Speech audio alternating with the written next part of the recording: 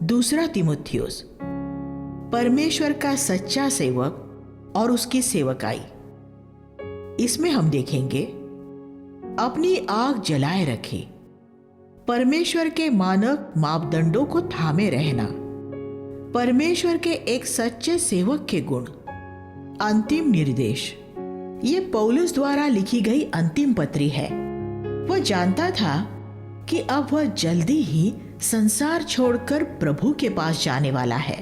जब उसने थिस्सलुनीकियों की पहली पत्री लिखी थी, तब उसने कहा था, हम जो जीवित हैं आकाश में बादलों पर उठा लिए जाएंगे। उस समय उसे यह महसूस हो रहा था कि यीशु के लौटने तक वह जीवित रहेगा।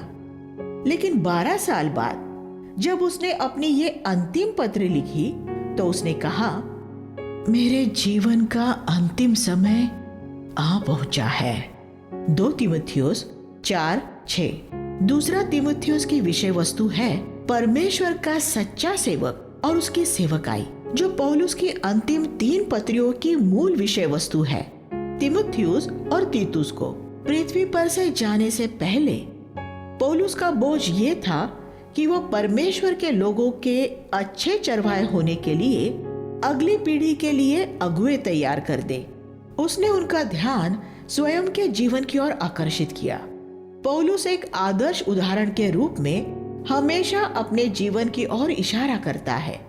जब उसने इफिसुस के प्राचीनों से बात की, तो उसने ये नहीं कहा, उन संदेशों को याद रखना जिनका मैंने तुम्हारे बीच प्रचार किया था, बल्कि ये कहा, मैं तुम्हारे बीच किस तरह रहा वो याद रखना। प्रेरितों 20:19 और 33 से 35। और यहाँ वह तीमुथियुस से भी वही कहता है, मैं परमेश्वर को धन्यवाद देता हूँ जिसकी सेवा मैं अपने पूर्वजों की रीति पर शुद्ध विवेक से करता हूँ। 1:3। पौलुस सिद्ध नहीं था, लेकिन जहां तक उसकी जानकारी थी और जैसा उसका विवेक उसे सिखाता था, वह परमेश्वर के सम्मुख एक खरा जीवन जीता था। पौलुस ने फिर तीमुथियुस के प्रति स्नेह से भरकर कुछ बातें लिखी, क्योंकि सिर्फ तीमुथियुस ही उसका एक ऐसा सहकर्मी था जिससे उसका हृदय सबसे ज्यादा आनंदित रहता था। पौलुस अनेक कलीसियाओं के अनेक विश्वासियों से बहुत निराश रहता था, क्योंकि वे गहरी जड़ों वाले शिष्य नहीं थे। वह अपने ज्यादातर सहकर्मियों से भी बहुत निराश रहता था, क्योंकि वे पूरी तरह परमेश्वर को समर्पित जीवन नहीं जीते थे। परमेश्वर के हर एक सच्चे सेवक को आज भी वैसी ही निराशा होती है। अगर पौलुस को उसके द्वारा स्थापित कलीसियाओं से निराश होना पड़ा था, तो हम ऐसी आशा कैसे कर सकते हैं कि हम कुछ बेहतर कर पाएंगे। मैंने कलीसियाएं स्थापित की है और मैं भी उनमें होने वाली बहुत सी बातों को देखकर बड़ा निराश होता हूं। मेरे सहकर्मी हैं और उनमें से कुछ लोगों के जीवन की कुछ बातों से मैं बहुत निराश होता हूं। कभी यहाँ कभी वहां हमें तीमुथियुस जैसा कोई व्यक्ति मिल जाता है जो अपने स्वार्थ की खोज में नहीं रहता। ऐसे लोग परमेश्वर के एक सेवक के हृदय को बहुत आनंदित करते हैं। पौलुस इसलिए इतना उत्साहित था क्योंकि उसे अपने जैसे कुछ लोग मिल गए थे जो सेवकाई को अगली पीढ़ी में ले जा सकते थे। जो बात परमेश्वर के एक सेवक को सबसे ज्यादा आनंदित करती है, वो अपने जीवन के अंत में ये देखना है कि कुछ लोग ऐसे हैं जो उसकी सेवकाई को उसी आत्मा और प्रभु के प्रति भक्ति में आगे बढ़ाएंगे। तीमुथियुस एक ऐसा ही व्यक्ति था, इसलिए पौलुस ने ऐसा लिखा, मैं हमेशा तुझे प्रार्थना में याद रखता हूं और तुझसे मिलने की बड़ी इच्छा होती है। मैं तेरे आंसुओं को याद करता हूं। यह उसकी तीमुथियुस के साथ हुई पिछली मुलाकात की बात होगी। पौलुस सोच रहा था कि अब वह उसे शायद दोबारा नहीं मिल पाएगा।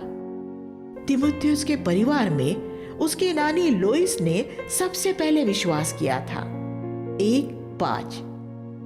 उसकी नानी ने अपना विश्वास अपनी बेटी यूनिके में डाल दिया था और यूनिके ने अपने विश्वास को अपने बेटे तीमुथियुस में बढ़ाया था। नानी ने अपनी बेटी को शास्त्रों का ज्ञान नहीं, विश्वास दिया था और बेटी ने वही विश्वास अपने बेटे में आगे बढ़ा दिया था। इसका अर्थ है कि तीमुथियुस ने बड़े होते समय अपनी माँ को परमेश्वर पर भरोसा रखते हुए विभिन्न परीक्षाओं में से गुजरते हुए देखा होगा।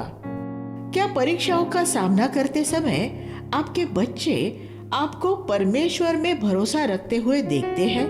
आप इस तरह ही उनका विश्वास बढ़ा सकते हैं। परमेश्वर इस वजह से ही उन परीक्षाओं को आपके जीवन में आने देता है। आपके बच्चों को उनकी छोटी उम्र से ही एक बात मालूम होनी चाहिए, मेरी माँ जब भी किसी मुश्किल में होती है वह प्रार्थना करती है और परमेश्वर में भरोसा रखती है। जब मैं बीमार होता था तो मेरे पिता मेरी चंगाई के लिए यीशु के नाम में प्रार्थना करते थे। फिर जब वह बच्चा बड़ा होकर एक दिन घर छोड़कर जाएगा या वह किसी मुश्किल परिस्थिति का सामना करेगा तो वो भी वही करेगा जो उसके माता या पिता ने किया था। वे यीशु के नाम में परमेश्वर से प्रार्थना करेंगे। हमें इस तरह अपना विश्वास उनके अंदर पहुंचाना है। हमें उन्हें बाइबल की कहानियां सुनानी चाहिए, ये जरूरी है। इस तरह उनमें परमेश्वर के वचन का ज्ञान बढ़ेगा, लेकिन हमें उन्हें विश्वास में भी बढ़ाना है। यूनिके ये कदापि न जानती होगी कि उसका छोटा सा लड़का एक दिन बड़ा होकर यीशु मसीह का सामर्थ्य प्रेरित बनेगा। पौलुस ने जिस समय तीमुथियुस को अपने सहकर्मी के रूप में चुना था, उस समय तीमुथियुस शायद 20 साल का होगा। उस माँ ने कलीसिया के लिए अपने घर में कितना बड़ा काम किया था। आप भी अपने घर में अपने बच्चों को बचपन में ही परमेश्वर में भरोसा करना सिखाने द्वारा ऐसा ही कर सकते हैं। तीमुथियुस का पिता यूनानी था। प्रेरितों 16वां अध्याय 1 से 3। यूनिके परमेश्वर का भय मानने वाली एक यहूदी माँ की बेटी थी, लेकिन यूनिके ने एक गैर यहूदी से विवाह करने द्वारा व्यवस्था को तोड़ा था। लेकिन उसने शायद बाद में अपना मन फिरा लिया होगा। शायद उसका पति कोई धनवान व्यापारी होगा जिसके पास परमेश्वर के लिए न तो समय था और न ही उसकी इस बात में कोई दिलचस्पी थी कि वह अपने बेटे को एक ईश्वरीय जीवन में आगे बढ़ाए। इसलिए यूनिके को तीमुथियुस का पालन पोषण अकेले ही करना पड़ा होगा। फिर भी उसने उसे ऐसे भक्तिभाव के साथ बड़ा किया कि वह पहली शताब्दी के श्रेष्ठ अगुओं में से एक हुआ। यूनिके ऐसी माताओं के लिए एक कितना आदर्श उदाहरण है जिनके पति विधर्मी या मन न फिराए हुए हैं। कौन जानता है कि आपके 4 साल के छोटे से बच्चे के लिए परमेश्वर की ये योजना हो कि एक दिन वो यीशु मसीह का सामर्थ्य प्रेरित बने। अगर ऐसा है तो प्यारी माँ, आप पर तो बहुत कुछ निर्भर होगा कि आप बच्चे की परवरिश कैसे करती है और उसके नन्हे से दिल में परमेश्वर पर भरोसा करने की बात कैसे डालती है। ऐसा न हो कि वह आपको कलीसिया में किसी की पीठ पीछे बुराई करता हुआ सुने या घर में किसी बात पर कुड़कुड़ाता हुआ देखे। ये बातें उसके आत्मिक जीवन का नाश कर देगी। मैं अपने घर में बहुत सचेत रहता था कि मेरे बच्चे मेरे मुख से कभी किसी विश्वासी की निंदा न सुने, क्योंकि फिर एक छूत की बीमारी की तरह ये रोग उन्हें भी हो जाता। जैसे मैं ये नहीं चाहता कि मेरे बच्चों को टीबी या लकवे की बीमारी हो, वैसे ही मैं ये भी नहीं चाहता था कि उनमें दूसरे विश्वासियों के प्रति नकारात्मक मनोभाव का कीटाणु पनपने लगे। जब हमारे बच्चे हमें मुश्किल हालातों में विश्वास में बने रहते हुए देखते हैं और इस तरह हमारा विश्वास उनमें डाला जाता है, तो यही हमारे द्वारा उन्हें दी जाने वाली सबसे महत्वपूर्ण भेंट होती है। हम ज्यादातर यही देखते हैं कि पहली पीढ़ी के विश्वासियों की प्रभु के प्रति भक्ति और विश्वास दूसरी पीढ़ी के विश्वासियों से ज्यादा होता है, जो एक विश्वासी परिवार में पले बढ़े होते हैं। लेकिन तीमुथियुस एक अपवाद था। वह तीसरी पीढ़ी का एक ऐसा विश्वासी था जो अपने माता पिता से भी ज्यादा प्रभु के लिए भक्ति पूर्वक समर्पित था। आग को बुझने न दे। लेकिन तीमुथियुस में विश्वास के अलावा कुछ और भी था।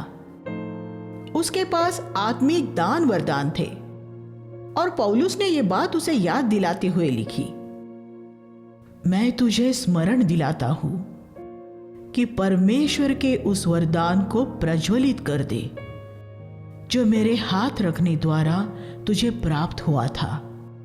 पवित्र आत्मा कायरता का, डर का आत्मा नहीं है। पौलुस ने उसे उत्साहित करते हुए कहा कि उसे बुझने से बचाए रखने के लिए वो उसे साफ करके फिर से प्रज्वलित करता रहे।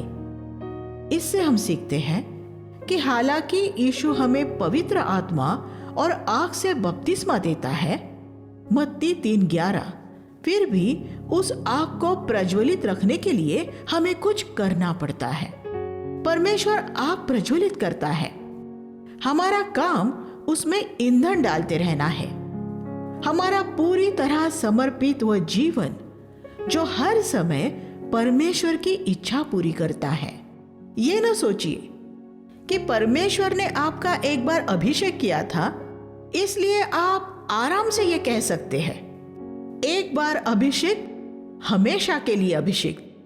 ये इतनी ही बड़ी भूल करना है जैसे ये कहना, एक बार उद्धार हमेशा के लिए उद्धार। मैंने ऐसे लोग देखे हैं जिनका वास्तव में परमेश्वर ने अभिषेक किया था, लेकिन 1 साल बाद वे आत्मिक तौर पर मर गए थे। आग बुझ गई थी। सांसारिक दिलचस्पियों और घमंड ने आकर आग को बुझा दिया था। अब वे धन और एक सुख सुविधा भरे जीवन के पीछे भाग रहे थे और उनके अंदर से परमेश्वर की आग बुझ गई थी। ये एक दुखद बात है और परमेश्वर के राज्य की बड़ी हानि है। इसलिए पौलुस ने तीमुथियुस से कहा, जो आग तुझ पर उतरी थी उसे दहकने दे, उसे जलाए रख। अब ये तुझ पर निर्भर है। अगर तू उसे जलाए न रखेगा तो वह बुझ जाएगी। उसे अच्छे विवेक द्वारा, परमेश्वर के वचन के अध्ययन द्वारा, लगातार स्वयं को नम्र और दीन करने द्वारा, पूरे हृदय से परमेश्वर को खोजने द्वारा, धन के प्रेम से दूर रहने द्वारा, दूसरे लोगों से वाद विवाद न करने द्वारा और उसे बुझा सकने वाली ऐसी हर एक बात से दूर रहने द्वारा उस आग को जलाए रख। पौलुस फिर आगे कहता है, परमेश्वर ने हमें भय का आत्मा नहीं दिया। 1:7। पौलुस स्वभाव से एक उत्तेजनापूर्ण व्यक्ति था, लेकिन बरनबास और तीमुथियुस संकोची स्वभाव के थे। परमेश्वर सेवकाई में एक उत्तेजनापूर्ण व्यक्ति के साथ एक संकोची व्यक्ति को रखता है, क्योंकि वे एक दूसरे को संतुलित कर सकते हैं। किसी भी कलीसिया में अगुवाई के लिए ये एक आदर्श जोड़ी होती है। अगर कलीसिया के सारे अगुवे तीमुथियुस जैसे होते तो कलीसिया में समझौता करने वाले गुनगुने लोग होते, और अगर सभी अगुवे पौलुस जैसे होते तो ज्यादातर लोग निराश हो जाते और कलीसिया छोड़कर चले जाते। लेकिन जब दोनों तरह के लोग अगुवाई में होते हैं तो कृपा और सत्य का संतुलन बना रहता है। इसलिए अगर आपका सहकर्मी ऐसा है जिसका स्वभाव आपसे बिल्कुल विपरीत है, तो वह आपके लिए परमेश्वर का एक सिद्ध चुनाव हो सकता है। अगर परमेश्वर आपको ऐसे पत्नी देता है जिसका स्वभाव आपसे विपरीत है, तो वह आपके लिए परमेश्वर का सिद्ध चुनाव हो सकता है। आप दोनों में मसीह के लिए समान भक्ति और परमेश्वर के जीने के लिए समान संवेदना हो सकती है। फिर भी स्वभाव में एक दूसरे से विपरीत हो सकते हैं। पौलुस और तीमुथियुस में मसीह के लिए एक जैसी भक्ति थी, लेकिन उनके स्वभाव एक दूसरे से विपरीत थे। मैं परमेश्वर को धन्यवाद देता हूं कि उसने मेरे जीवन में ऐसे सहकर्मी दिए जो मसीह के प्रति पूरी तरह समर्पित है, लेकिन स्वभाव और दान वरदान में मुझसे विपरीत है। दाएं हाथ और बाएं हाथ की तरह। परमेश्वर जानता था कि मुझे संतुलित करने के लिए किस तरह के सहकर्मियों की जरूरत थी, और उसने मुझे ठीक वैसे ही सहकर्मी दिए। मैं उन्हें बहुत सराहता हूं और उन्हें बड़ा मूल्यवान जानता हूं। मैं उनके बिना मसीह की देह का निर्माण नहीं कर सकता था। परमेश्वर जिन्हें हमारे सहकर्मी के रूप में चुनता है, हमें उनकी सराहना करनी चाहिए। इसलिए उनमें से कुछ से हम कहते हैं, तुम्हारे स्वाभाविक संकोची स्वभाव को तुम्हारे जीवन पर राज मत करने दो। दूसरों से हम कहते हैं, तुम्हारी स्वाभाविक कठोरता को तुम्हारे जीवन पर राज मत करने दो। पौलुस कहता है, परमेश्वर ने हमें सामर्थ, प्रेम और संयम का आत्मा दिया है। 1:7। परमेश्वर का आत्मा हमें सामर्थ, दूसरों के लिए प्रेम और स्वयं को अनुशासित करने की योग्यता देता है। आपको पवित्र आत्मा का चाहे जो भी अनुभव हुआ हो, लेकिन अगर आप पवित्र आत्मा को स्वयं को अनुशासित करने की अनुमति नहीं देंगे, आपके समय और आपके धन को एक अनुशासित रूप में खर्च करना और आपकी बातचीत को अनुशासित करना, तो जो परमेश्वर आपको बनाना चाहता है वो आप कभी न बन सकेंगे। कलीसिया के इतिहास में ऐसे पुरुष और स्त्रियां ही परमेश्वर के सबसे बड़े सेवक हुए हैं जिन्होंने पवित्र आत्मा को यह अनुमति दी कि वो उनके जीवन अनुशासित करे। उन्हें उनकी खाने पीने की आदतों में, सोने की आदतों में, प्रार्थना में और पवित्र शास्त्र के अध्ययन में अनुशासित किया गया था। उन्हें इस बात में अनुशासित किया गया कि वे उनकी सभी सांसारिक अभिलाषाओं में परमेश्वर को पहला स्थान दें। अनेक मसीही उनके जीवन में पवित्र आत्मा का बपतिस्मा पाकर संतुष्ट हो जाते हैं और ये मान लेते हैं कि उसके बाद उनके जीवन में सब कुछ स्वाभाविक रूप में सही होता चला जाएगा।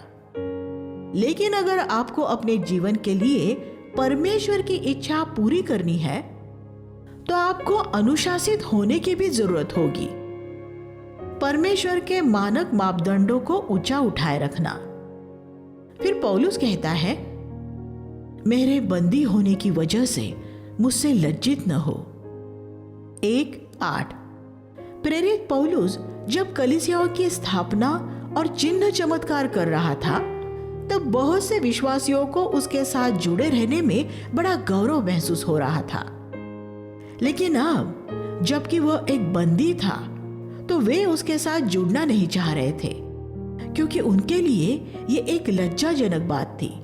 बहुत से मसीह एक प्रचारक के लोकप्रिय होने के समय उसके साथ जुड़े रहते हैं, लेकिन जैसे ही वह अप्रिय या तिरस्कृत हो जाता है, वे उसका साथ छोड़ देते हैं। लेकिन जो लोग पौलुस के साथ अंत तक रहे, परमेश्वर ने उन्हें ही स्वीकार किया और उन्हें ही अपनी कलीसिया के निर्माण के लिए इस्तेमाल किया। वे पौलुस की अप्रियता द्वारा परखे गए और विश्वासियों के पाए गए। परमेश्वर हमें परख कर यह देखेगा कि क्या हम उसके अभिषेक लेकिन अप्रिय सेवक के साथ जुड़े रहते हैं या नहीं। इस तरह परमेश्वर ये जान लेगा कि आप अपने स्वार्थ की खोज में हैं या उसके प्रति सच्चे हैं। फिर 1:12 में पौलुस कहता है, मैं जानता हूं कि मैंने किस पर विश्वास किया है और मुझे पूरा यकीन है कि वह उस दिन तक मेरी धरोहर की रखवाली करने में पूरी तरह समर्थ है। 1:12। उसे यह पूरा भरोसा था कि प्रभु उसे अंत तक संभाले रखेगा। पूरे हृदय से समर्पित पौलुस ये कह सकता था, लेकिन आज अगर कोई ऐसा विश्वासी ये कहे जो पूरे हृदय से समर्पित नहीं है तो वो सिर्फ अपने आप को धोखा ही देगा। पौलुस द्वारा तीमुथियुस को दिया गया अगला प्रबोधन ये था, मानक मापदंड के स्तर को नीचा न करना। 1:13। आज के इस समय में सभी मसीही प्रचारकों के लिए इस उपदेश की कितनी ज्यादा जरूरत है। अपनी कलीसिया में ज्यादा लोगों को लाने के लिए पवित्र शास्त्रों में पाए जाने वाले मापदंड को नीचा न करें। नीचे स्तर वाले ज्यादा लोगों के बजाय अगर आपके पास ऊंचे स्तर वाले कम लोग होंगे तो प्रभु की नजर में आपकी कलीसिया ज्यादा अच्छी होगी। 3 शिष्यों की कलीसिया समझौता करने वाले 300 लोगों की कलीसिया से अच्छी है। एक पूरे गांव को मसीह के लिए जिस तरह पूरे हृदय से समर्पित 3 शिष्य प्रभावित कर सकते हैं, वैसा प्रभाव समझौता कर लेने वाले 300 विश्वासियों का भी नहीं हो सकता। ये बोझ आने वाली पीढ़ी के लिए परमेश्वर के हर एक सच्चे सेवक के अंदर होना चाहिए।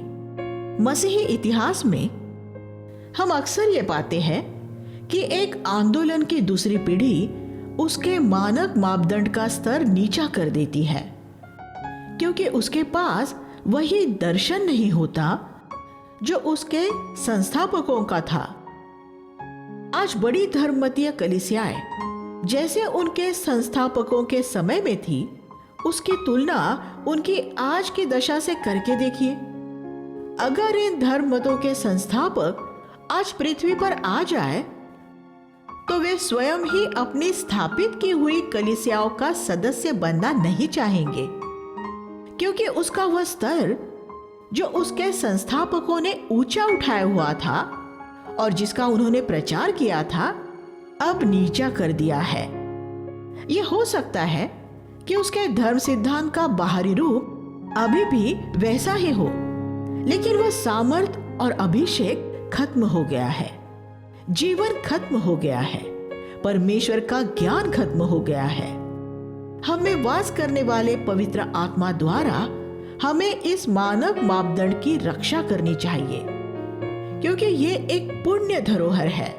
समझ लीजिए कि अगर आपकी कंपनी आपको बेंगलोर से दिल्ली तक रेलगाड़ी में 50 लाख रुपए ले जाने के लिए दे, तो आप उसकी पूरी रक्षा करते हुए ये सुनिश्चित करेंगे कि दिल्ली पहुंचने पर आपके पास 50 लाख रुपए ही हो, 30 लाख नहीं। हमें परमेश्वर के मानक स्तर की इस तरह रक्षा करनी है। हम पवित्र आत्मा की बुद्धि और सामर्थ के बिना ये कभी नहीं कर पाएंगे। 1:14।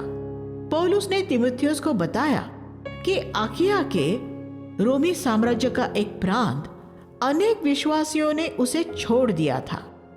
1:15। जो यीशु का अनुभव था, अपने अंतिम दिनों में पौलुस को भी उस बात का अनुभव हुआ। विश्वासियों का उसे त्याग देना और उसके साथ संगति करना छोड़ देना। वे विश्वासी अब पौलुस के साथ कोई संबंध नहीं रखना चाहते थे, क्योंकि वह अब बंदी गृह में था। वे रोमी प्रशासन की नजर में नहीं आना चाहते थे, इसलिए उन्होंने उससे दूरी बना ली थी।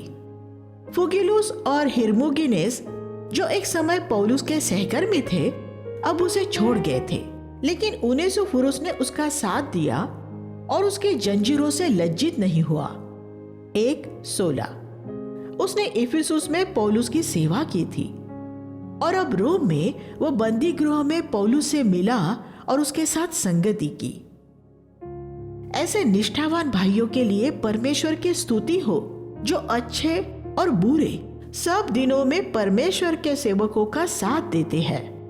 पौलुस ने कहा, जब उनेसिफुरुस रोम आया तो उसने बड़े यत्न से मुझे ढूंढकर मुझसे भेंट की। प्रभु करे कि उसे अंतिम दिन प्रभु की ओर से दया प्राप्त हो। 1:18। अगर आप यीशु के नाम में एक शिष्य को एक प्याला पानी पिलाएंगे तो आप उसका प्रतिफल नहीं खोएंगे। परमेश्वर के एक सच्चे सेवक के गुण। अध्याय 2 में पौलुस परमेश्वर के एक सच्चे सेवक के गुणों के बारे में बात करता है।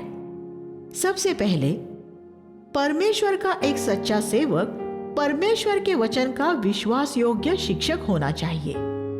पौलुस ने तीमुथियुस से कहा, जो कुछ तूने बहुत से गवाहों के सामने मुझसे सुना है, उसे ऐसे विश्वास योग्य मनुष्यों को सौंप दे जो दूसरों को भी सिखाने योग्य हो। 2:2 यहां हम पौलुस का चौथी पीढ़ी तक सुसमाचार पहुंचाने का बोझ देख सकते हैं। तीमुथियुस को, जो दूसरी पीढ़ी का विश्वासी था, तीसरी पीढ़ी में ऐसे विश्वास योग्य, चतुर नहीं पर विश्वास योग्य लोगों को ढूंढना था, जो चौथी पीढ़ी के विश्वास योग्य लोगों को ढूंढ निकाले। परमेश्वर ने चतुर और धनवान लोग कभी नहीं चाहे, सिर्फ विश्वास योग्य लोग ही चाहे हैं। दूसरी बात, परमेश्वर का एक सेवक एक सैनिक होना चाहिए, एक ऐसा व्यक्ति जो प्रतिदिन के झंझटों में नहीं फंसता बल्कि उनसे अलिप्त रहता है। 2 अध्याय 3 और 4। वह संसार में रहता है, लेकिन वह हर समय यह समझता रहता है कि वह संसार का नहीं है। एक अच्छा सैनिक शत्रु से युद्ध करने और अपने देश के लिए जीत हासिल करने पर अपना ध्यान केंद्रित करता रहेगा। उसके मन में बाकी बातें दूसरे क्रम पर रहेगी। परमेश्वर के एक सच्चे सेवक का ध्यान भी शैतान के क्षेत्र में मसीह के नाम का जयघोष करने पर लगा होता है। ये करने के लिए वह सांसारिक बातों से मुक्त होना चाहेगा। अगर तुम मसीह के साथ जीवित किए गए हो तो उन वस्तुओं की खोज में लगे रहो जो स्वर्ग की है, जहां मसीह विद्यमान है और परमेश्वर की दाहिनी ओर विराजमान है। अपना मन पृथ्वी पर की नहीं बल्कि स्वर्गीय वस्तुओं पर लगाओ। कुलुसियों 3 अध्याय 1 और 2। क्या आप प्रभु की सेवा करना चाहते हैं तो पहले अपना मन स्वर्गीय बातों में लगाए रहे और शैतान से लड़ते हुए प्रभु की लड़ाइयां जीतते रहे। पृथ्वी पर आपकी जो भी जरूरतें हैं, परमेश्वर उन्हें पूरी करेगा। अनेक विश्वासी जब तक अविवाहित रहते हैं तब तक अच्छे योद्धा होते हैं, लेकिन विवाह के बाद जब उनका एक परिवार हो जाता है तो उनका मन पृथ्वी की बातों में लग जाता है और वे उनमें इस तरह घिर जाते हैं कि प्रभु के लिए उनका प्रेम ठंडा पड़ जाता है। लेकिन अगर आपका विवाह परमेश्वर की इच्छा में हुआ होगा तो मसीह के प्रति आपकी भक्ति बढ़ेगी। मेरा विवाह होने से पहले मैं पूर्णकालिक मसीह सेवकाई में था। मेरी पत्नी और मैंने हमारे 4 पुत्रों को पाला पोसा और अब उन सब के विवाह हो चुके हैं। मैंने उनकी देखभाल की और उनके प्रति अपनी सारी जिम्मेदारी निभाई, लेकिन मेरे लिए मेरा परिवार कभी भी प्रभु से ज्यादा महत्वपूर्ण नहीं रहा। परमेश्वर को मेरे जीवन में प्रथम स्थान देने से मेरी पत्नी और बच्चों का किसी तरह से कोई नुकसान नहीं हुआ। अगर आप परमेश्वर की इच्छा में अपना जीवन बिताएंगे तो आप आत्मिक या भौतिक किसी भी तरह से कोई नुकसान नहीं उठाएंगे। परमेश्वर विश्वास योग्य है। अगर आप विश्वास योग्य होकर उसकी सेवा करेंगे तो क्या वह आपके परिवार की देखभाल नहीं करेगा? असंभव है। इसलिए एक अच्छे सैनिक की तरह पहले परमेश्वर के राज्य की खोज में लगे रहे और फिर आप ये देखेंगे कि परमेश्वर आपके परिवार के लिए इस पृथ्वी पर सारी जरूरतें पूरी करेगा। अगर आप उसके लिए जिएंगे तो वह आपको कभी लज्जित नहीं होने देगा। पिछले 2000 सालों में परमेश्वर के सभी सेवकों के साथ मैं भी अपनी साक्षी जोड़ रहा हूं और उनके भी यही साक्षी है। अगर आप परमेश्वर का आदर करेंगे तो वह भी आपका आदर करेगा। इसलिए इस संसार को यह अनुमति न दे कि वह आपको भींच कर उसके साँचे में ढाल ले। रोमियो 12:2। जेबी फिलिप्स। जो तीसरा चित्र पौलुस ने यहां दर्शाया है वह एक खिलाड़ी का है। 2:5। परमेश्वर का एक सच्चा सेवक एक खिलाड़ी की तरह होना चाहिए जो नियमों के अनुसार खेलता है। इसका अर्थ है कि वो बेईमानी नहीं करता। उस पर किसी की नजर न होने पर भी वो नियमों का उल्लंघन नहीं करता। ओलंपिक में 50 किलोमीटर की तेज चाल प्रतियोगिता के बारे में विचार करें। उसके खिलाड़ी को तेज चाल में चलना होता है, लेकिन वो एक कदम भी भाग नहीं सकता। लेकिन 50 किलोमीटर एक लंबी दूरी है और जब लोग न देख रहे हो तो इसके खिलाड़ी जरूर कुछ कदम भाग लेने की परीक्षा में पड़ते होंगे। लेकिन पूरे मार्ग में वीडियो कैमरे लगे रहते हैं और अगर खिलाड़ी एक कदम भी भागा होगा तो उसे अयोग्य ठहरा दिया जाएगा और उसे कोई पदक नहीं मिलेगा। इसलिए परमेश्वर के एक सेवक के जीवन में कोई बेईमानी नहीं होनी चाहिए। हमारी सेवकाई के बारे में हमें कोई गलत बातें नहीं फैलानी चाहिए। प्रभु के काम में आपको कभी झूठ बोलने की जरूरत नहीं पड़ेगी। लोगों को सिर्फ शैतान के काम में ही झूठ बोलने की जरूरत पड़ती है। हमें पूरी तरह से सच्चा होना चाहिए। हमें अपने आर्थिक लेखों में, फाइनेंशियल अकाउंट्स में पूरी तरह ईमानदार होना चाहिए। सत्य का साक्षी होने की वजह से मनुष्यों के हाथों कष्ट उठा लेना उस कष्ट से अच्छा है जो एक दिन परमेश्वर के हाथों झूठ बोलने की वजह से उठाना पड़ेगा। चौथी बात, हमें कठोर परिश्रम करने वाले किसान की तरह होना चाहिए। 2:6 एक किसान जब बीज बो देता है तो वो अगले दिन फसल देखने की इच्छा करता हुआ नहीं आता। वो प्रतीक्षा करता है। फसल तैयार होने में एक लंबा समय लगता है, लेकिन वो तैयार जरूर होती है। इस बीच वो खेती में पानी देता है और खाद डालता है। किसान कड़ी मेहनत करने वाला व्यक्ति होना चाहिए, वरना एक अच्छी फसल नहीं पा सकता। परमेश्वर का एक सेवक भी एक किसान की तरह परमेश्वर के वचन के अध्ययन में और लोगों की सेवा करने में कठोर परिश्रम करने वाला होना चाहिए। वो मेहनत से काम करता है और बहुत सालों बाद उसे यह देखकर आनंद होता है कि उसने जिन लोगों की सेवा की थी अब वे स्वयं परिपक्व होकर परमेश्वर की सेवा करने वाले बन गए हैं। पिछले कुछ सालों में मैंने इस आनंद का भरपूर आनंद उठाया है। मैंने युवाओं को परिपक्व होकर परमेश्वर के सेवक बनते हुए देखा है। हमें इन चित्रणों पर गंभीरता से विचार करना चाहिए और इनकी ज्योति में अपने आप को जांचना चाहिए। फिर पौलुस कहता है, मेरे सुसमाचार के अनुसार दाऊद के वंशज मृतकों में से जी उठे यीशु मसीह को याद रख। जो मैं कहता हूं उस पर ध्यान दे, क्योंकि प्रभु तुझे सब बातें समझा देगा। 2 अध्याय 7 और 8। पौलुस तीमुथियुस को एक बार फिर याद दिलाता है कि यीशु देह में आया, दाऊद का वंशज, और उसने पाप, मृत्यु और शैतान पर जय पाई, जिसका प्रमाण यह है कि वह मृतकों में से जी उठा था। उसने हमारे लिए भी इन शत्रुओं पर जय पाने का रास्ता तैयार कर दिया है। तीमुथियुस को प्रभु से इन बातों की समझ प्राप्त करने की जरूरत थी और हमें भी इन बातों की समझ प्राप्त करने की जरूरत है। 5वीं बात, प्रभु का सेवक मेहनत करने वाला श्रमिक होना चाहिए। 2:15 वो परमेश्वर के वचन का गहन अध्ययन करने वाला और सत्य के वचन को ठीक ठीक काम में लाने वाला होना चाहिए। सिर्फ इस तरह ही वो अपने आप को परमेश्वर की सेवा के योग्य होने के लिए प्रस्तुत कर सकता है। क्या आपने परमेश्वर के वचन को समझने के लिए बहुत घंटे खर्च किए हैं? अगर नहीं, तो परमेश्वर आपको उसके वचन के सेवक के रूप में कैसे इस्तेमाल कर सकता है?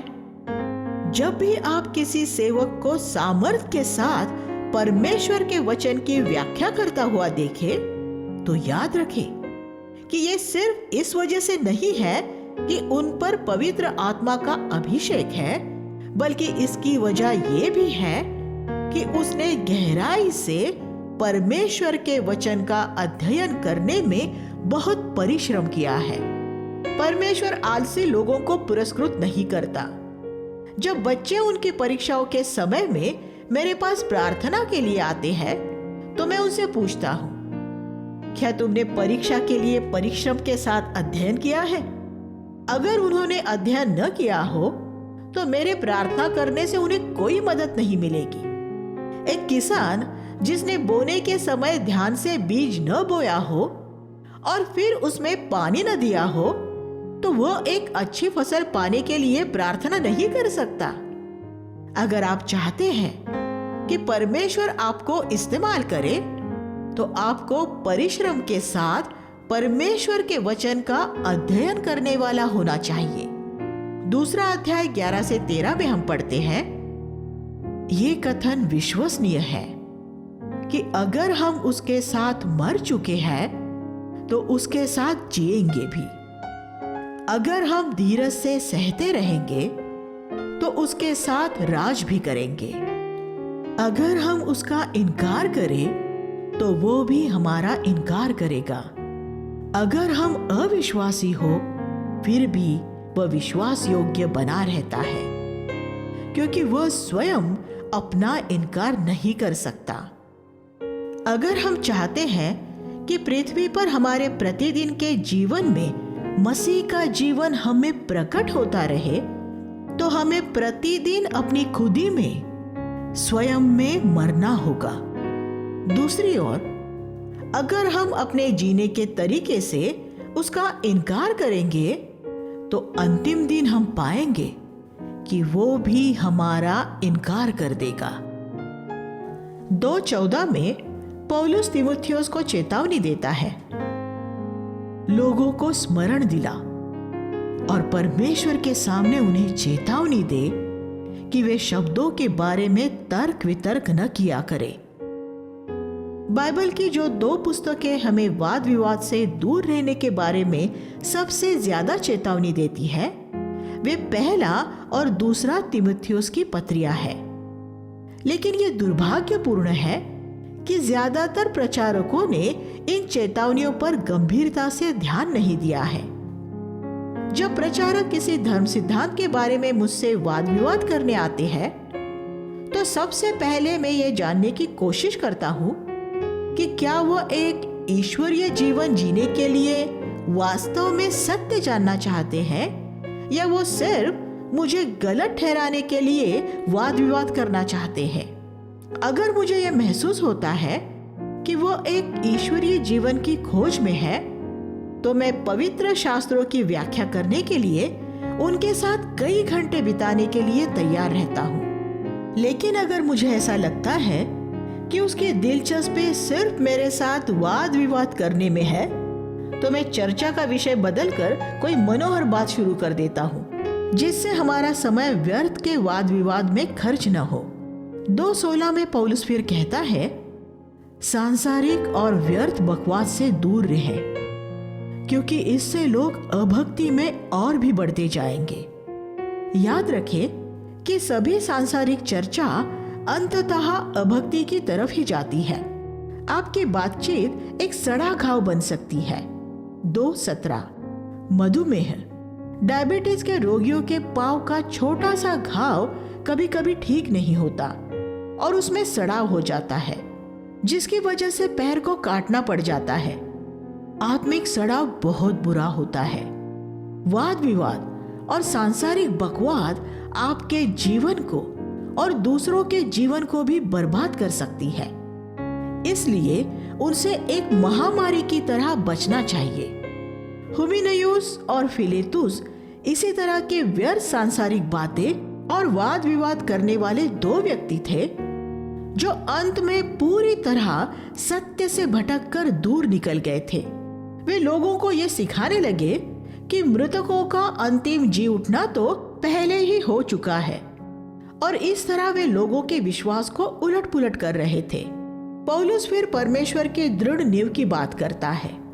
परमेश्वर की नींव के 2 पहलू हैं। उसका ऊपरी पहलू जो सिर्फ परमेश्वर देख सकता है और निचला पहलू जो हम देख सकते हैं। इसमें मसीह जगत के कैल्विनवाद और आर्मेनियनवाद के आम विवाद का हल मिल जाता है। जिसका एक बार उद्धार हो चुका है, क्या वह उसका उद्धार खो सकता है? सत्य क्या है? जैसा किसी ने कहा है, सत्य एक छोर पर या दूसरे छोर पर नहीं मिलता और बीच में तो वह बिल्कुल भी नहीं मिल सकता। सत्य दोनों छोरों के जुड़े रहने में मिलता है। परमेश्वर प्रभु सत्ता संपन्न है और उसने हमें चुना है, लेकिन इसके साथ ही हमें बड़े यत्न के साथ उसे खोजना पड़ता है और सिर्फ तभी हम उसे पा सकते हैं। वो हमें थामे रहता है, लेकिन हमें भी उसे थामे रहना है। वह मुझे कभी न त्यागेगा, लेकिन मुझे भी उसे कभी नहीं त्यागना है। परमेश्वर हमारी मुक्त इच्छा से हमें कभी वंचित नहीं करता। अगर वह ऐसा करेगा तो हम यंत्र, रोबोट बन जाएंगे। नींव का जो पहलू परमेश्वर की ओर से है, उसमें वह जानता है कि कौन उसके बच्चे हैं। अगर हम जीवन की पुस्तक में देख सके तो हम ये बता सकेंगे कि वे सब कौन हैं जो परमेश्वर के बच्चे हैं, लेकिन हम ये नहीं बता सकते। हम नींव का निचला भाग देखते हैं और वहां हम क्या देखते हैं? हर एक जो प्रभु का नाम लेता है वह दुष्टता से बचा रहे। 2:19। इसलिए अगर आप पाप से बचे रहेंगे तो आप अनंत रूप में सुरक्षित हो जाएंगे। इस तरह हम परमेश्वर की नींव में दोनों सत्य देख सकते हैं, परमेश्वर की प्रभु सत्ता और मनुष्य की मुक्त इच्छा। प्रभु उन्हें जानता है जो उसके हैं, और जो प्रभु का नाम लेते हैं वे पाप से दूर रहते हैं। इस प्रकार परमेश्वर हमें थामे रहता है और हमें उसे थामे रहना है। परमेश्वर के सेवक का छठा गुण यह है कि वो एक पवित्र पात्र हो, ऐसा पात्र जो अपने आप को शुद्ध बनाए रखता है। 2 अध्याय 20-21। नई वाचा 2 तरह से शुद्ध होने के बारे में बात करती है। एक शुद्ध किया जाना वह है जो परमेश्वर करता है। यीशु का लहू हमें सब पापों से शुद्ध करता है। अगर हम अपने पाप का अंगीकार कर ले तो वह हमें सब पापों से शुद्ध करने में विश्वास योग्य और धर्मी है। 1 यूहन्ना 1 अध्याय 7 और 9। परमेश्वर हमें पाप के दोष से शुद्ध करता है। वह हम स्वयं नहीं कर सकते, वह सिर्फ यीशु का लहू कर सकता है। दूसरा शुद्ध होना वह है जो हमें स्वयं करना पड़ता है। अगर कोई अपने आप को इन बातों से शुद्ध रखे। 2:21। ये एक सिक्के के 2 पहलुओं की तरह है। परमेश्वर हमारे पिछले पापों से हमें शुद्ध करता है और हम अपने आप को उन बातों से शुद्ध करते हैं जो अपने जीवन में हमें गलत नजर आती है। हो सकता है आपको ऐसी मजाक करने की आदत हो जिससे दूसरों को चोट लगती हो। ऐसा काम जो यीशु कभी नहीं करता। परमेश्वर से उसे शुद्ध करने के लिए न कहे, ये कहे, प्रभु मैं अपने आप को इससे शुद्ध करूंगा, मैं तेरी मदद से इस बुरी आदत को छोड़ दूंगा। या हो सकता है कि आप एक जिज्ञासु प्रवृत्ति वाले व्यक्ति हो जिसे दूसरों के मामलों में बहुत दिलचस्पी रहती हो। आपको दूसरे लोगों की उन बातों में हस्तक्षेप करने से अपने आप को शुद्ध करना होगा जिन बातों का आपसे कोई संबंध नहीं है। अगर एक व्यक्ति अपने आप को इस तरह शुद्ध करता है तो वह स्वामी के लिए उपयोगी और भले काम के लिए तैयार किया हुआ पात्र होगा। बहुत सालों से मेरे जीवन का यही मनोवेग रहा है कि मैं ऐसे हर एक भले काम के लिए परमेश्वर के लिए एक उपयोगी पात्र बन सकूं जो वह पृथ्वी पर मेरे इस एक जीवन के द्वारा कर सकता है। हम पृथ्वी पर ज्यादा से ज्यादा 80 या 90 साल तक रह सकते हैं। हमारे जीवन का हर एक वर्ष परमेश्वर के लिए अर्पित हो। अगर आप एक ऐसा जीवन जीना चाहते हैं तो अपने आप को प्रतिदिन शुद्ध करे। प्रभु से कहे कि वो आपको सारी व्यर्थ बातें दिखाता रहे और आप अपने आप को उनसे शुद्ध करते रहे। आपका जीवन शुद्धता की एक लगातार चलने वाली प्रक्रिया हो। अगर आप गंभीर होकर ये करते रहेंगे तो आप स्वामी के हाथ में एक उपयोगी पात्र होंगे। कलीसिया में ऐसे बहुत से पात्र हैं जो किसी काम के नहीं हैं। पौलुस मसीहों की तुलना एक घर में पाए जाने वाले विभिन्न बर्तनों से करता है। एक धनवान के घर में सोने के और चांदी के बर्तन होते हैं और लकड़ी और मिट्टी के भी बर्तन होते हैं। महंगे बर्तन मेहमानों के लिए इस्तेमाल होते हैं और सस्ते बर्तन रसोई में या कूड़ा करकट डालने में काम आते हैं। अगर तुम पाप से दूर रहोगे तो तुम शुद्ध सोने से बने बर्तनों जैसे होंगे। घर पे सर्वश्रेष्ठ और फिर स्वयं मसीह अपने उद्देश्यों के लिए तुम्हें इस्तेमाल कर सकेगा। दूसरा अध्याय 20 और 21 लिविंग बाइबल। लेकिन सिर्फ उपयोगी होने के बारे में ही न सोचे। बहुत से लोग सिर्फ ये जानकर ही खुश हो जाते हैं कि परमेश्वर उन्हें इस्तेमाल कर रहा है। एक घर में सोने के पात्रों से ज्यादा लकड़ी के पात्रों का इस्तेमाल होता है। लेकिन कौन सा पात्र ज्यादा मूल्यवान होता है? क्या आपकी दिलचस्पी आपकी उपयोगिता में है या आपके आत्मिक मूल्य में है? परमेश्वर के लिए उसके काम में आपकी उपयोगिता से कहीं बढ़कर आपका आत्मिक मूल्य है। परमेश्वर बहुत से लोगों को अपने काम के लिए इस्तेमाल करता है। शैतान को भी।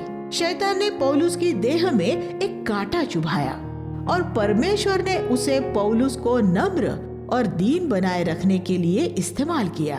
परमेश्वर ने बिलाम को इस्तेमाल किया। परमेश्वर ने तो सुलेमान को पवित्र शास्त्र लिखने के लिए भी इस्तेमाल किया, लेकिन उसके बाद भी वो नर्क में चला गया। इसलिए इस बात में कभी गर्व न करे कि परमेश्वर आपको इस्तेमाल कर रहा है। अनेक लोग जिन्होंने नबूवतें की है और यीशु के नाम में चिन्ह चमत्कार किए हैं, अंत के दिन अस्वीकार किए जाएंगे। मत्ती 7वां अध्याय 22 और 23। इसलिए परमेश्वर द्वारा इस्तेमाल किया जाना मुख्य बात नहीं है। आपका असली और भीतरी मूल्य क्या है?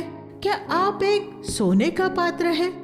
अगर एक घर में आग लग जाए तो लोग मिट्टी के पात्र नहीं, अपने सोने और चांदी के पात्र लेने के लिए दौड़ते हैं। जब इस संसार में आग लगेगी तब भी ऐसा ही होगा।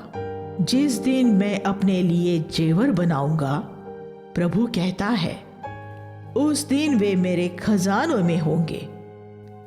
उस दिन तुम्हें ये फर्क नजर आ जाएगा कि कौन परमेश्वर की सेवा करता है और कौन नहीं करता है। मलाकी 3 अध्याय 17 और 18 लिविंग बाइबल। अगर इस समय आप सिर्फ मिट्टी के एक सस्ते पात्र हैं, तो अपने जीवन में ऐसी हर एक बात को जो मसीह समान नहीं है दूर करने द्वारा एक सोने का पात्र बन सकते हैं। अगर आप अपने आप को शुद्ध करने का फैसला करते हैं तो सबसे पहले आपको जवानी की अभिलाषाओं से भागना पड़ेगा। 2:22 तीमुथियुस जैसे व्यक्ति को भी, जो उस समय लगभग 45 साल का था, जवानी की अभिलाषाओं से भागने की जरूरत थी। पूरे हृदय से समर्पित इस भाई तीमुथियुस को पौलुस कहता है कि इस मामले में पाप के प्रलोभन से बचने का तरीका उससे दूर भाग जाना है। उसे ये नहीं मान लेना था कि उसकी उम्र अब ऐसी परीक्षा में पड़ने वाली नहीं रही थी। ऐसा न सोच ले कि अब आप 45 साल के हो चुके हैं, इसलिए अब ऐसी परीक्षा में नहीं पड़ेंगे। इस बात का ध्यान रखें कि आप ऐसे पापों में गिरकर अपनी सेवकाई का नाश न कर डालें। जो लोग शुद्ध हृदय से प्रभु का नाम लेते हैं, उनके साथ धार्मिकता का अनुसरण कर। 2:22 दूसरे शब्दों में, हमें सबसे पहले उनके साथ ही संगति करनी चाहिए जो शुद्धता की खोज में रहते हैं। इससे हमें ऐसे पाप से भागने में मदद मिलेगी। हमारे सबसे अच्छे मित्र वही हो जो अपने पूरे हृदय से शुद्धता की खोज में रहते हैं। बहुत से विश्वासियों के स्तर नीचे होते हैं और उनकी ईश्वरीय भक्ति में कोई दिलचस्पी नहीं होती, लेकिन हम अपना ज्यादातर समय ऐसे ही लोगों के साथ बिताए जो एक पवित्र जीवन जीना चाहते हैं। हम ये कैसे जान सकते हैं कि एक व्यक्ति का हृदय पवित्र है? यीशु ने कहा, लोग वही बातें बोलते हैं जो उनके हृदय में भरा होता है। मत्ती 12:34। एक व्यक्ति के हृदय में क्या भरा है ये हमें उसकी बातचीत से पता चल जाता है। अगर वो हमेशा रुपयों, पैसों और भौतिक वस्तुओं के बारे में ही बोलता रहता है तो इससे हम जान लेते हैं कि उसके हृदय में यही सब भरा हुआ है। दूसरी ओर, अगर एक व्यक्ति ज्यादातर प्रभु के बारे में बात करना चाहता है तो आप जान लेंगे कि उसके हृदय में क्या है। मैं उन लोगों के साथ संगति करना चाहता हूं जो यीशु जैसे बनना चाहते हैं। जब हम प्रभु से प्रेम करते हैं तो हम उसके बारे में बात करना चाहते हैं। इसी बात में प्रभु की प्रभावी सेवा का भेद है। परमेश्वर के एक सेवक का 7वां गुण यह है कि वो नम्रता से सिखाने वाला, समझाने वाला होता है। 2 अध्याय 24-26। लोगों के साथ बातचीत करने में वो बहस करने वाला या झगड़ालू नहीं, बल्कि नम्रता से जवाब देने वाला होना चाहिए। अगर आप एक झगड़ालू किस्म के व्यक्ति हैं, तो आप परमेश्वर के दास नहीं हो सकते। हमें मूर्खता भरी बातों से भी दूर रहने की जरूरत है। 2:23। अगर हम लोगों से नम्रता और शिष्टता से बातचीत करेंगे तब यह संभव होगा कि हम लोगों को पाप से मुक्त होने में और शैतान की पकड़ से छूटने में मदद कर सकेंगे। 2 अध्याय 24-26। अंतिम प्रबोधन। अध्याय 3 में पौलुस ये बताता है कि अंत के दिनों में एक विश्वास योग्य मसीही बना रहना कितना मुश्किल होगा, क्योंकि मनुष्य स्वयं से प्रेम करने वाले होंगे। 3:2। पौलुस यहाँ संसार के लोगों की बात नहीं कर रहा है। संसार के लोग तो हमेशा से स्वयं से प्रेम करने वाले रहे हैं। यहाँ वो उन लोगों की बात कर रहा है जो अपने आप को विश्वासी कहते हैं, जो भक्ति का वेश धारण करते हैं। 3:5। भक्ति का वेश धारण करना धर्म सिद्धांत की बात है। अंत के दिनों में सुसमाचारीय मसीहों के धर्म सिद्धांत सही होंगे, लेकिन वे फिर भी धन के प्रेमी, घमंडी और पाखंडी आदि होंगे। 3 अध्याय 2-5। धर्म सिद्धांत हमारी मानवीय देह की तरह होते हैं। एक मानवीय देह के सारे अवयव होकर भी वह मरी हुई हो सकती है। इसी तरह एक मसीह के सारे धर्म सिद्धांत सही हो सकते हैं, लेकिन फिर भी वह सामर्थ्यहीन हो सकता है। उनमें परमेश्वर के लिए जीने की सामर्थ्य नहीं होती।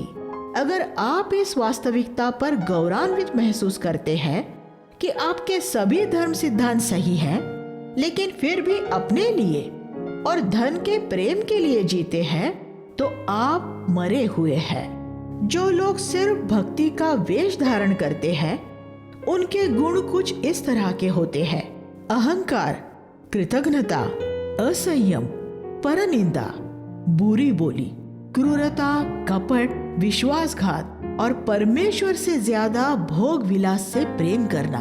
अनेक जिनमें ये गुण हैं, ये कल्पना कर सकते हैं कि वे परमेश्वर की संतान हैं, क्योंकि उनके धर्म सिद्धांत सही है। 3 अध्याय 2-5। आज जगत में ऐसे बहुत मसीही हैं जो सही धार्मिक भाषा बोलते हैं, लेकिन फिर भी वे अपने स्वयं के लिए और धन के लिए जीने से कभी मुक्त नहीं हुए हैं। पौलुस कहता है कि वो ऐसे लोगों से दूर रहे। हमें ऐसे लोगों से क्यों बचकर रहना है? इसलिए क्योंकि हमें भी उनका रोग लग सकता है। ऐसे प्रचारक उनकी प्रशंसा करने वाली कमजोर स्त्रियों के घरों में जाते हैं और उनके मनों को मोह लेते हैं। वे ऐसे समय उनके घरों में जाते हैं जब वे स्त्रियां अकेली होती हैं और अंत में वे उनके साथ पाप में पड़ जाते हैं। ऐसी स्त्रियां अनेक सभाओं में जाती हैं और बहुत से प्रचारकों को सुनती हैं, लेकिन वे कभी सत्य की समझ तक नहीं पहुंच पाती। 3 अध्याय 6 और 7। अगर आप एक प्रचारक हैं तो ऐसी आदत से सचेत रहे, एक कमजोर प्रचारक नहीं बल्कि परमेश्वर का एक जन बने। लेकिन सभी स्त्रियां ऐसी नहीं होती।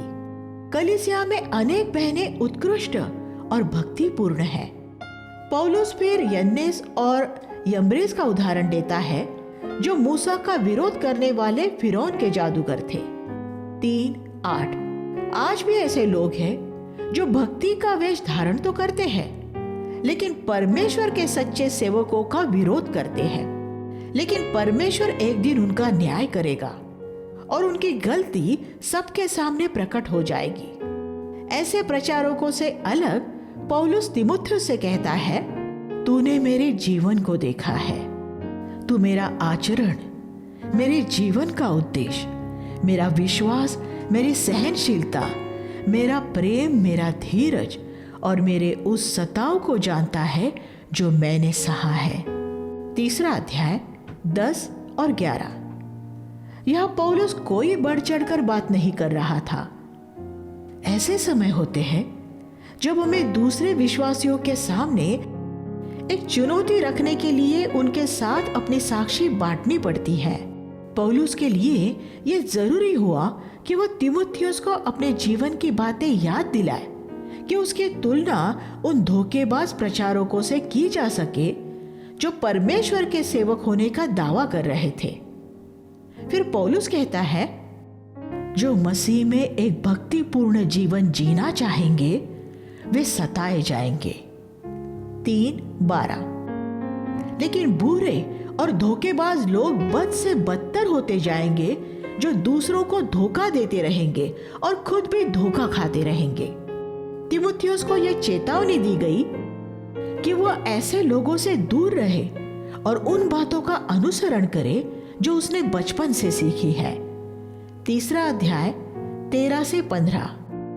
पौलुस फिर तीमुथियुस को पवित्र शास्त्र का अध्ययन करने के लिए उत्साहित करता है, जो हमें सिद्ध करने के लिए स्वयं परमेश्वर की प्रेरणा से रचा गया है। जिस पवित्र आत्मा ने आरंभ में परमेश्वर के वचन को लिखे जाने को प्रेरित किया था, वही अब उसे हमें सिखाने, ताड़ना देने, सुधारने और परमेश्वर के ऐसे स्त्री व पुरुष बनाने के लिए इस्तेमाल करता है, जो प्रत्येक भले काम के लिए तैयार हो जाते हैं। 3 अध्याय 16 और 17। फिर पौलुस तीमुथियुस को अंतिम परामर्श देता है, मैं तुझे यीशु के नाम में आज्ञा दे रहा हूं, वचन का प्रचार कर, चाहे तेरी इच्छा हो या न हो, या वह सुविधाजनक हो या न हो, हमेशा वचन का प्रचार करने के लिए तैयार रहे। 4 अध्याय 1 और 2। हमें हर समय परमेश्वर का वचन प्रचार करने के लिए तैयार रहना चाहिए, और जब हम प्रचार करें तो हम परमेश्वर के वचन से लोगों को न सिर्फ सांत्वना दे, बल्कि बड़े धीरज के साथ उन्हें सुधारे, डांटे, उत्साहित करे और सिखाए। 4:2। ये इसलिए है क्योंकि ऐसा समय आएगा जब लोग खरी शिक्षा सुनना न चाहेंगे। अर्थात ऐसा साफ सुथरा धर्म सिद्धांत है जो एक ईश्वरीय भक्ति के जीवन की ओर ले जाता है। इसकी जगह वे उनके कानों की खुजली मिटाने वाले ऐसे प्रचारक ढूंढ लेंगे जो उन्हें प्रसन्न करने वाले होंगे। वे ऐसी कल्पित बातें होंगी, मनोविज्ञान आधारित युक्तियां, जिससे वे उनसे पैसा बटोर सकेंगे। 4 अध्याय 3 और 4। अगर आप किसी मसीह पुस्तकों की दुकान में जाए तो आपको वहां शायद ही ऐसी कोई पुस्तक मिलेगी जो आपको एक सच्चे ईश्वरीय भक्ति के जीवन की ओर ले जाएगी। वहां जो बिक रहा है वो ज्यादातर बेकार का कूड़ा है, जिनमें लोगों के अनुभव है वास्तविक या काल्पनिक, जो आपका मनोरंजन तो करते हैं लेकिन आपको ईश्वरीय भक्ति के जीवन में नहीं पहुंचाते। ये इसलिए है क्योंकि आजकल के ज्यादातर मसीहों की एक पवित्र जीवन में कोई दिलचस्पी ही नहीं है। इसलिए पौलुस तीमुथियुस से आग्रह करता है कि वह कष्ट उठाए और सुसमाचार का प्रचार करे, शिष्य बनाए। ये वचन का वास्तविक सुसमाचार प्रचार है। मत्ती 28:19 और अपना समय नष्ट न करे। फिर पौलुस कहता है कि वह जानता है कि पृथ्वी पर उसका समय पूरा हो गया है। अपने जीवन की तरफ पीछे मुड़कर देखने पर उसने धन्यवाद दिया, क्योंकि उसने देखा कि उसने शैतान से और शरीर की लालसाओं से अच्छी लड़ाई लड़ी थी, अपने विश्वास को बचाए रखा था और उसमें कोई समझौता नहीं किया था। और इस तरह उसने अपनी वो दौड़ पूरी कर ली थी जो परमेश्वर ने उसके लिए तय की थी। उसने पृथ्वी पर अपनी सेवा पूरी कर ली थी। वह ऐसी हर एक जगह गया जहां परमेश्वर ने उसे भेजना चाहा, पैदल भी और समुद्र में टूटकर बिखरते हुए जहाजों में भी। जहां जहां उसे परमेश्वर ने भेजना चाहा, उसने उन सभी जगहों में जाने का अपना इरादा मजबूत बनाए रखा। इसलिए परमेश्वर ने पौलुस के लिए धार्मिकता का वह मुकुट तैयार किया जो सिर्फ पौलुस को ही नहीं बल्कि हर एक उस व्यक्ति को दिया जाएगा जो उसके प्रकट होने का इंतजार कर रहे हैं। 4 अध्याय 7 से 8। लेकिन पौलुस को अपने सहकर्मियों से निराशा भी हुई थी। देमास संसार के मोह में पड़कर उसे छोड़ गया था। शायद आज के प्रचारकों की तरह धन के पीछे चल दिया था। 4:10 सिकंदर ताम्रकार ने उसे बहुत हानि पहुंचाई थी, लेकिन पौलुस ने उनसे कोई बदला नहीं लिया। उसने उनका अंतिम दिन में होने वाला न्याय प्रभु के हाथ में सौंप दिया था। 4:14 जब पौलुस पर मुकदमा चलाया गया तो सब ने उसका साथ छोड़ दिया था, लेकिन प्रभु उसके साथ खड़ा रहा और उसने उसे बचाया। 4:17 पौलुस ये नहीं चाहता था कि प्रभु उसे शहीद होने से बचाए, लेकिन ये कि वह उसे हर एक बुरे काम से बचाए रखे। 4:18 इस तरह प्रभु अपने राज्य में उसे एक महिमामय प्रवेश देगा। अपना जीवन पूरा करने का यह कितना अनोखा तरीका है। हम परमेश्वर को ईश्वरीय भक्ति से पूर्ण ऐसे सेवक के लिए धन्यवाद देते हैं जिसने अंत तक विश्वास की रक्षा की, एक अच्छी कुश्ती लड़ी और अपनी दौड़ पूरी की। ऐसा हो कि हम भी उसके पदचिन्हों पर चल सके। आइए हम प्रार्थना करें। हे स्वर्गीय पिता, हमारे जीवन द्वारा आपकी सेवकाई सच्चे रूप से करने के लिए हमारी सहायता कीजिए। हम यीशु के नाम में प्रार्थना करते हैं, आमीन।